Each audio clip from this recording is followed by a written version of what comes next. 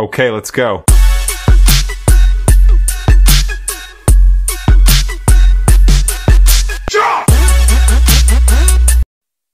Hi guys! For today's video ay ipapakita ko po sa inyo yung project ng aking mukhang asawa.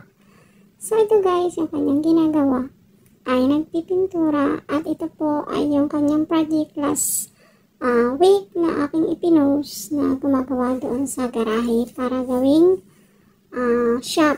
Ano po yan? Yung detailing, kung alam niyo po yun, yung mga nag-aayos po sila ng sasakyan. So, ito po ay ang gagawin nilang shop. So, yung asawa ko po ang gumagawa dyan para maging garahe po yan. So, ayan, hindi po natin maintindihan kung ano yung pagbibideo niya. So, ito guys, ay samahan niyo pong panuurin at samahan natin gumawa ang aking butihing asawa. So, ayan, napakakalat pa po ng garahe. At ang mga tinibag niya ay hindi niya na po na-videohan. Nagtibag po siya dyan ng pader, tsaka ng yung patwok, yung tawag dito gutter. So, para, kasi maglalagay sila ng loop, ay ng roll up. So, ayan, at yung mga nakasako na yan, ay yung mga tinibag niya, semento or bato. So, ayan guys, ngayon po ay magpipintura siya ng kesame. So, yan, hindi niya malaman kung paano niya ilalagay ang camera. Dahil sa kulit ng kanyang asawa na mag-video ka, mag-video. So, yan guys, kaya ako na lang ang nagbo-voice over. Dahil hindi niya alam kung paano nga talaga naman mag-video habang siya ay nagtatrabaho. At wala po siyang daladalang stand at naiwan sa Antipolo. So, ngayon guys, ang kanyang project po ay nasa Quezon City, diyan sa may matandang Balara. Diyan po ang kanyang project. So, malayo. At umuwi po siya ng Sunday or Saturday ng hapon. At Sunday ng gabi naman ay babalik naman siya ng Antipolo. Ay, babalik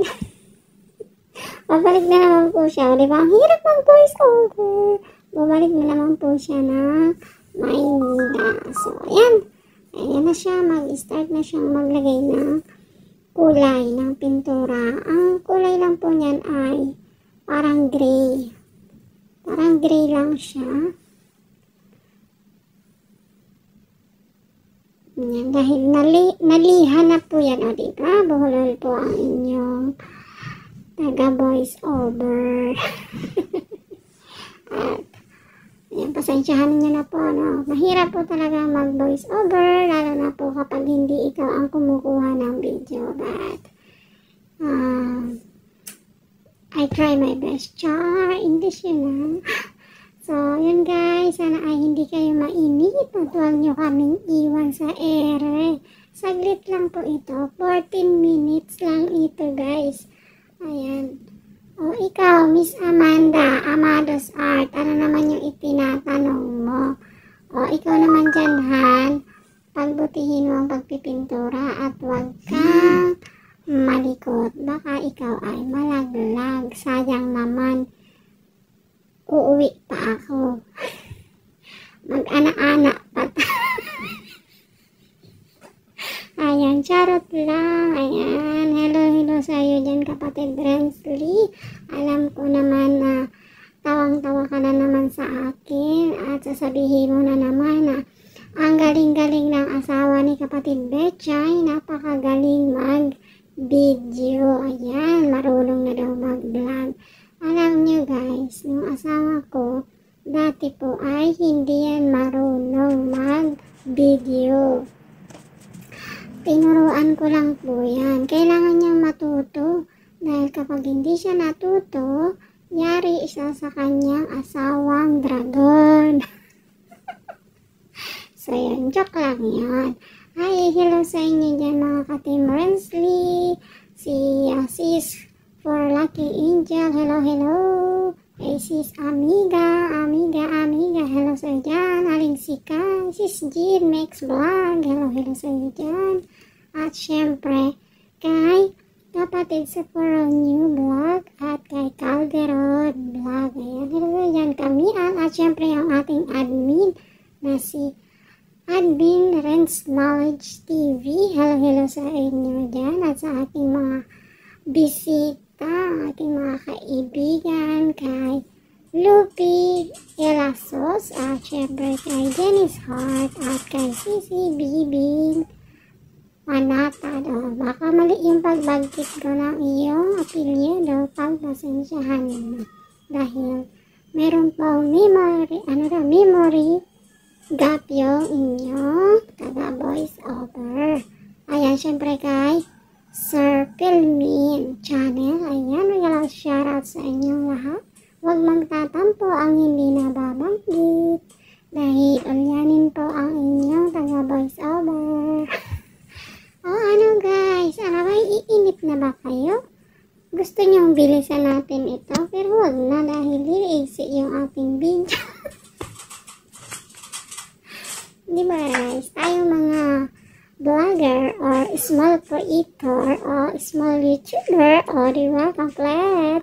Ayan, tayo ay syempre kailangan pinapahaba natin ang ating video para naman sulit yung pag-upload natin at pag-edit. Yun. At syempre, sabi nga, ika nga na mga magagaling na mag-edit or mag-YouTube, mag-upload ka na lang din naman, di ayusin mo na para hindi sayang yung pag-e-effort mo. Yun guys, maraming salamat sa inyo lahat sa pagsama dito sa, ayan, yung asawa ko na nagpipintura siya. Medyo matagal to guys. Parang kung hindi natin to bilisan, abutin tayo ng isang buwan. Charot lang. Alam niyo guys, yung pagpipintura niya na yan sa kisame na yan. Dati ay ginagawa ko rin po yan yung ako ay nasa Pinas pa. Ako po ay. So ito na guys, tapos na yung kalahati ng kisame na mapinturahan. So yun, maraming salamat sa inyo guys. At yung ano dyan ay parang ano lang yan. Ano tawag dito? Basta yun na yun. So, ayan guys. Ayan, maraming salamat sa inyo lahat. Ayan, kalahating bubong na po ng garahe ang napinturahan. So, ayan, maraming salamat sa inyong pagsama hanggang sa muli po. God bless you all. Ayan, at ang dami pa po dyan hahakutin na mga bato, mga giniba, magpa-flooring pa po siya ng sahig. So, yan, medyo, siguro mga 2 weeks pa niya itong trabaho na to guys.